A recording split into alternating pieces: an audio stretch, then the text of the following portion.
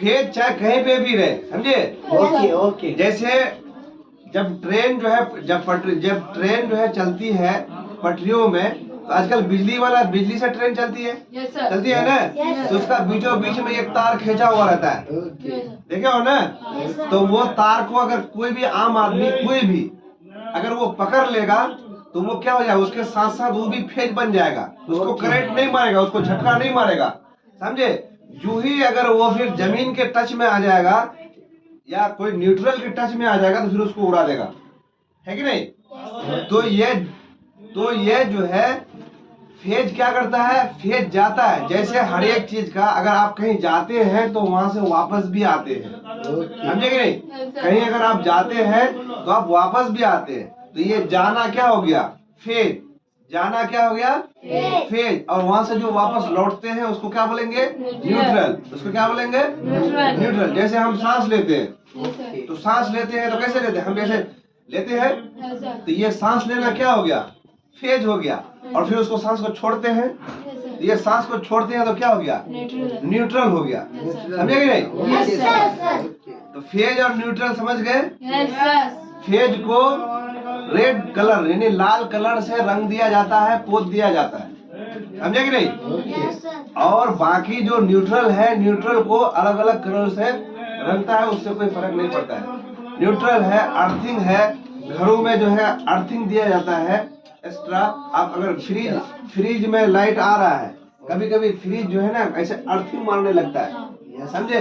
कभी किसी का घरों में भी अर्थिंग मारने लगता है, तो वो 3 प्लग जो लगाता है ना, तो 3 प्लग लगाता है तो एक तो ऊपर वाला बड़ा प्लग रहता है, मोटा रहता है, तो उसी में अर्थिंग क्या किया जाता है, मिस्त्री सब उसी में जोड़ करके जमीन में लेके गाड़ दिया जाता है अर्थिंग को, समझे? जमीन में गाड़ दिया जाता है। अगर या बहुत मिस्त्री ऐसा करता है कि उसी से जो है 3 फेज रहता है ना, 3 तार जो खींचता है, तो एक फेज रहता है, एक न्यूट्रल रहता है और एक जो है अर्थिंग रहता है। क्या रहता है, अर्थिंग रहता है। तो कभी कभी जो है पोल से भी 3 तार वाला प्लग लगा करके अपने घरों तक लगाता है। और वो फिर क्या होता है कि जब अर्थिंग कोई चीज का अगर अर्थिंग मारने लगता है, तो वो अगर अर्थिंग जोड़ दिया तो वो फिर क्या होता है, तो अर्थिंग के द्वारा फिर जो है करंट वापस हो जाता है, जिसको करंट नहीं लगता है, समझे कि नहीं?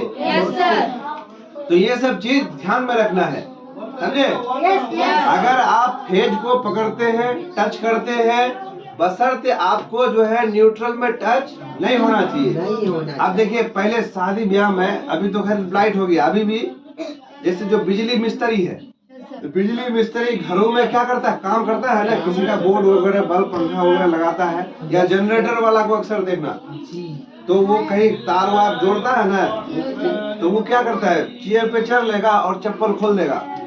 चप्पल खोल के वो डायरेक्ट नंगा तार को पकड़ के वो कर रहा है, जोड़ रहा है, लेकिन वो बोल देगा कि बाबू हमको पकड़ना मत, वो बोल देता है कि नहीं? या आंखों के सामने में मेरा हुआ, हम देखे, तो वो बोल रहा है बाबू टच मत करना। क्यों? कि अगर उसको टच करोगे तो तुम जो है क्या हो, जमीन से सटे हुए हो, तुम तो अर्थिंग पहले से हो, अगर उसको मारोगे तो वो उसको भी मार देगा करंट और तुमको भी मार देगा करंट, समझे कि नहीं? तो वो क्या करता है, वो फेज बन करके रहता है और वो चप्पल के ऊपर खड़ा रहता है, जिस वजह से वो क्या होता है, न्यूट्रल से टच नहीं हो पाता है उसको, इसलिए उसको करंट नहीं मारता है, समझे? उसको करंट नहीं मारता है, समझे कि नहीं? चलो आगे बढ़े।